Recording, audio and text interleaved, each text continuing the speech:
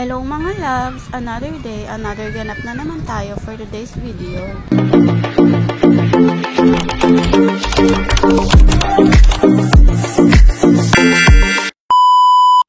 At dahil nga Sunday na mga oras na yan, ay naisipan namin ng pinsan ko na pumunta sa bagong pasyalan dito sa may samin.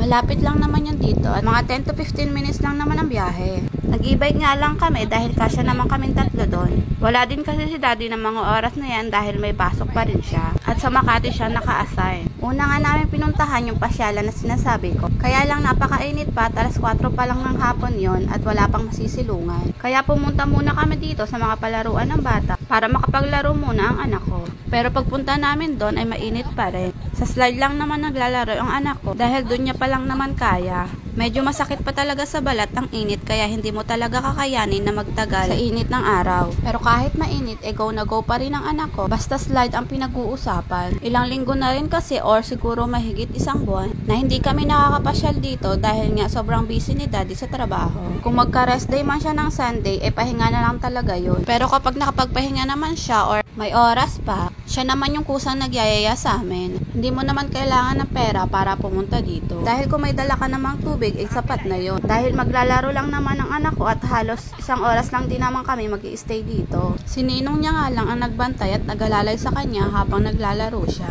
Hindi ko rin kasi siya kayang habol-habulin dahil pabalik-balik nga siya at mabilis na rin kasi ako mapagod. Sobrang nag-i-enjoy talaga ang anak ko kahit sobrang init ng sikat ng araw. Wala pa nga siyang masyadong kaagaw dahil nga mainit pa at wala pa masyadong mga bata na naglalaro. Pero sigurado mamaya kapag wala ng init ay siksika na naman dito ang mga bata at pati matatanda ay nakikilaro na din. Nakakainis pa nga minsan dahil kahit yung mga malalaking bata na dito pa rin naglalaro. Meron namang slide para sa kanilang mga malalaki na. Dahil para nga lang to sa mga toddler, nakikipag-unahan pa silang mag-slide sa mga maliliit. Ang nakakatuwa lang sa anak ko, kapag may nauna sa kanya, pinapauna niya muna talaga at hindi siya nakikipagsiksikan. At kapag may natatamaan naman siya kapag nag-i-slide siya, ay kusa naman siya nagsusorry. Hindi talaga yan mag-i-slide hanggat may mga batang nakaharang at hihintayin niya talagang makaalis ito. Katulad ng mga batang yan, imbis na mag-slide na nakatambay pa dun sa pinakang taas. Kaya naghahanap ang anak ko kung saan merong available na slide. May ibang bata din kasi na hindi ginagamit ang hagdan at dun mismo sila dumadaan sa pinakang slide papunta sa taas. Mabuti na nga lang at hindi ginagaya ng anak ko at dun talaga siya dumadaan sa hagdan. At hindi ko na talaga kinaya ang init sa mga oras na yan. Kaya humanap muna ako ng masisilungan. Hindi ko na rin kasi kayang tumayo ng matagal dahil nga mabilis na rin mangalay ang mga paa ko. Kaya hinayaan ko na lang muna yung dalawa na maglaro sa slide at umupo muna ako sa tabi para magpahinga. O diba, nakagala ang bunti. Huwag nyo na lang pansinin ang ilong ko dahil hindi yan dala ng pagbubuntis ko. Dahil nga inborn talaga yan. At nang nakakita nga na nagtitinda ng bubbles yung pinsan ko, ay pinuntahan agad nila ito at binilhan niya ang anak ko. Tuwang-tuwa na naman ang batang maliit. At sobrang excited na nga ng bata paghabol sa mga bubbles. Kahit silaw na silaw pa yan sa sikat ng araw. At nang nakabili na nga sila, ay bumalik na nga sila dito sa pwesto namin. Dahil hindi naman mainit dito. Gusto niya nga siya pa yung magpipindot ng baret. Hindi pa naman niya kaya dahil nga medyo matigas ito. Ang nakakatuwa pa nga, yung bubbles na binabaril niya ay siya rin ang hahabol. Baril niya, habol niya. Sige, baril mo. Ay, gigil siya eh.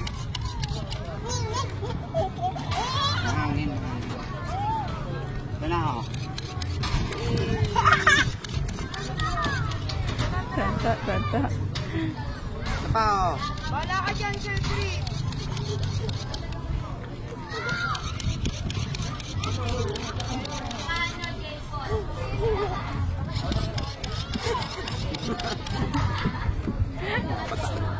Nang magsawa na nga ang bata sa paglaro ng bubble, ay nagtry ang dalawa sa malaking slide. Medyo natakot pa nga ako dahil nga napakataas nito at hindi pa rin kaya ng anak ko na mag-isa doon. Kaya sabi ko sa pinsan ko hawakan niya. Kaya silang dalawa na lang yung magkasabay na nag-slide. Pang malalaking bata na kasi dyan at hindi naman pwede ang anak ko dahil nga sobrang liit pa niya. At sumunod naman nilang sinubukan ay doon sa medyo maliit na slide. Medyo mababa naman to kaysa doon sa una. At pwede naman mag-isa ng anak ko kaya lang kailangan mo talagang alala Himaalayan. At nang matapos nga namin dito sa farm ay sinubukan namin bumalik doon sa lakeshore. At baka hindi na rin doon masyadong mainit. At pagbalik nga namin doon ay medyo marami na nga ang tao, pero medyo mainit pa rin. Naghanap nga lang kami ng space para maipark na yung e-bike. At pumunta na rin kami sa taas kahit nga mainit pa. Nagmamadali na nga ang anak ko dahil nga tuwang-tuwa siya sa nakikita niya na dagat. Minsan lang din kasi siya makakita ng dagat o kaya naman ng lawa, kaya ganyan siya ka-excited.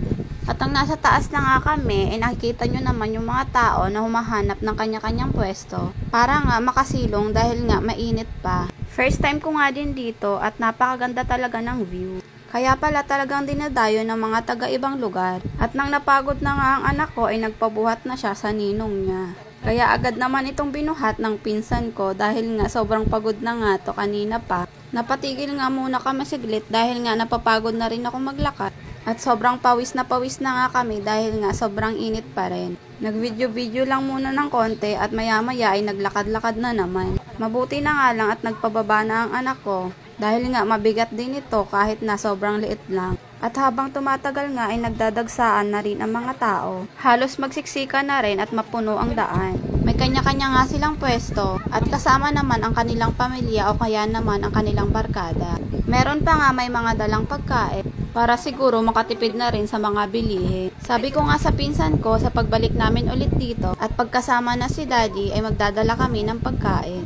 Pero sa totoo lang hindi naman talaga kami gumastos dito. Dahil may dala naman akong tubig ng anak ko at hindi naman siya mahilig magtuturo ng mga pagkain. At dahil napagod na rin ako mag-video, sinubukan kong ipahawak sa anak ko yung cellphone para siya yung mag-video. At tinutulungan lang siya sa paghawak ng ninong niya dahil nga kung saan-saan rin nakatutok ang camera. Nakasunod nga lang ako sa likod nila dahil syempre magpapakita rin ako sa video.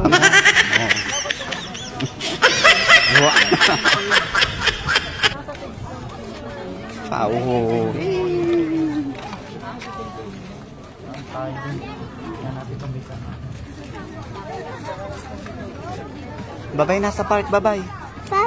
Babay park. O, kaway ka, kaway, kaway. Kaway, kaway sa park. Kaway, kaway. Kaway, kaway sa park. Babay na sa park, dali, babay. Babay park. Maikot ka, ikot, ikot. Yay! Tignan mo yung camera.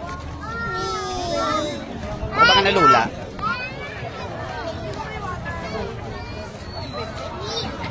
Babay na sa park, babay na.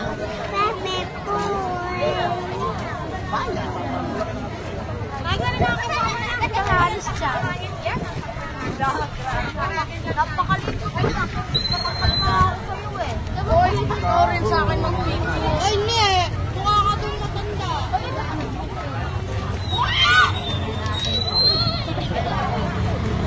At dahil nga napakarami na ring tao at sobrang siksika na, ay nag-decide na rin kaming umuwi dahil nga padilim na rin ang mga oras na yan. Madami din kasing nagsasabi na sobrang lamok dito kapag gabi na. At habang pauwi na nga kami, ay marami pa ring tao na nagsisipuntahan. Dahil nga mas maganda talagang tumambay kapag gabi na, kaya lang malamok lang talaga. At medyo inaantok na rin ang anak ko ng mga oras na yan, kaya pinalipat ko na rin sa pwesto ko. At tingnan nyo naman ang bata, nakatulog sa sobrang pagod.